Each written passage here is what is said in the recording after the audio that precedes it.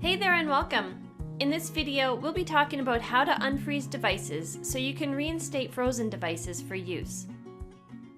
You can unfreeze devices in two ways. One way is from the console. The other method is to provide your user with a code to enter on the device to unfreeze it. There are a few things to consider when choosing your unfreeze method. Let's start with number of devices. You can unfreeze multiple devices or a single device when you unfreeze from the console. Whereas if you unfreeze with a code, you could only unfreeze a single device at a time. You should also consider internet connectivity. Your frozen devices will need to be connected to the internet to receive an unfreeze request from the console. This is not the case for unfreezing with an unfreeze code. Another difference is, when unfreezing from the console, you are the one unfreezing the device. When using the unfreeze code, the user is the one that reinstates the device for use by entering the code on the device screen. Let's head into the console where I'll show you how to unfreeze devices. Before we get to it, please note that you need to have the right permissions in order to unfreeze devices. You can refer to the help to learn more about the permissions required.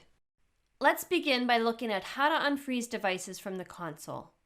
And the steps I show also apply to removing freeze requests for devices pending a freeze. I'm currently looking at the active devices report, and I've filtered the data to help locate the devices I'd like to unfreeze. I'll select the devices that apply. You can only select devices in this manner from certain reports. Feel free to pause the video now to take a closer look at the list.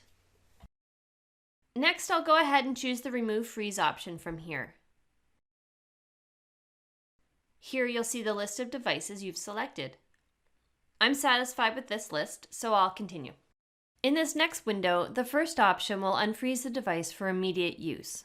I'll leave it checked. Because a device can have more than one freeze request type in effect, like a scheduled freeze or a conditional freeze, you also have the option to remove these types of freeze requests. I'm ready to submit my Remove Freeze request.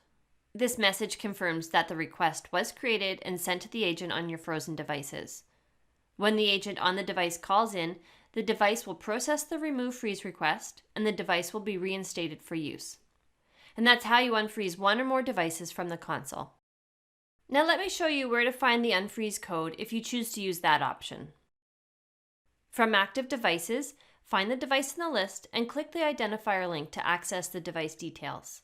And remember, if you can't find your device, try modifying the default filters in place. On the device details page, you'll find the unfreeze code here. You would then relay the code to the user, who would enter it onto the device to reinstate the device for use. It's important to note that the steps for entering the unfreeze code on Windows, Mac, and Android devices differ slightly. I recommend that you review this help topic so that you relay the appropriate unfreeze instructions to your users depending on their device. And that's how you unfreeze devices. Thanks for watching and have a great day.